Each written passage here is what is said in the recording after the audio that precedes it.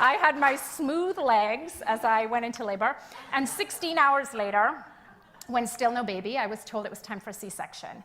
So C-sections, which are now 1 in 3 births in the US, bypass a critical early step in the maturation of the child's immune system, and that is colonization with the mother's vaginal microbes.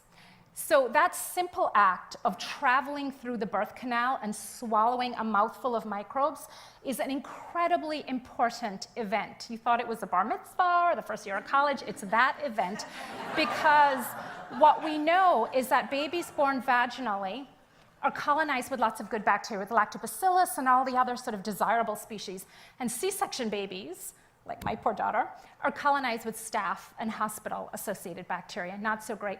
And not just that, but these benefits continue long after you leave the hospital. So what we see is that babies born vaginally lower rates of asthma and allergy and inflammation compared to C-section babies. So in addition to sort of coming through the zipper across the abdominal wall instead of out through the vajayjay, my daughter received 2 doses of very strong intravenous antibiotics at birth. Not because she was sick, but because I'd had the flu and a fever, and the doctors decided, just in case, let's put her in the neonatal ICU, let's give her some strong antibiotics. And at the time, I thought this was great. I thought, oh, these doctors are so careful, and they're giving her antibiotics just in case. They're really on top of it. When my daughter Sydney was about 6 months old, she developed a fever and a sore throat, and we had the first of what would be many, many, many, many visits to the pediatrician. And each month, she just seemed to get sicker and sicker, and the doctor would open the chart and say, okay, well, what was she on last time? We'll give her this time. What really began to concern me was that nobody seemed to be paying attention to the amount of antibiotics she had been receiving. Each month, it was just a different antibiotic. I hadn't yet had my personal awakening, if you will.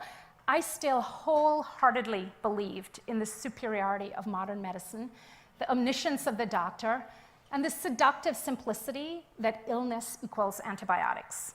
But does it? So 2/3 of all visits to the doctor for respiratory tract infections result in a prescription being written for an antibiotic. Of those visits, 80% of them do not even come close to meeting the CDC guidelines for requiring an antibiotic.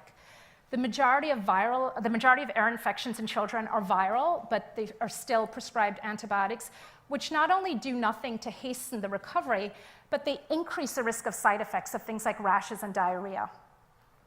So as this cycle of illness and antibiotics and doctor visits continued, something happened one day that really made me rethink my whole approach and what I was subjecting my child to. My daughter had a cough and a cold, and we were getting ready to travel, and my husband said, I'm going to take her to the doctor. And I said, well, I'm not going, I'm boycotting.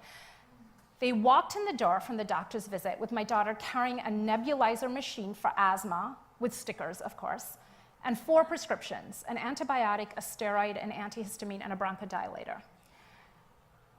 I went to my little filing area, I'm an obsessive filer, and I pulled out the wad of pharmacy stubs.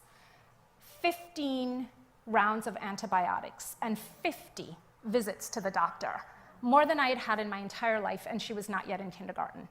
And that's when I said, I'm done. I said, there's got to be some other way to do this. And so we just stopped going to the doctor. Now, I am not advocating in any way that you stop going to the doctor. Say that again. Nor am I advocating that you stop taking your child to the doctor. But I am advocating that you become that kind of patient, the kind who asks the pointed, uncomfortable questions, like whether 15 rounds of antibiotics in a toddler is a good idea, or whether there are alternatives, or what if you just did nothing and toughed it out. I am absolutely advocating that. So the fascinating thing, and probably not surprising to all of you, is that as we stopped going to the doctor and she stopped taking antibiotics, she actually got better. In the beginning, she was still pretty sick. Her good gut bacteria had been so depleted by the onslaught of antibiotics from birth that in the beginning, she had trouble fighting even a simple viral infection. But as she got stronger and her gut bacteria improved and I got more kale into her, she got healthier. And today, she is a healthy 9-year-old who definitely eats more kale than her demographic, but probably eats exactly the same amount of cookies. So there you go. So I'd like to tell you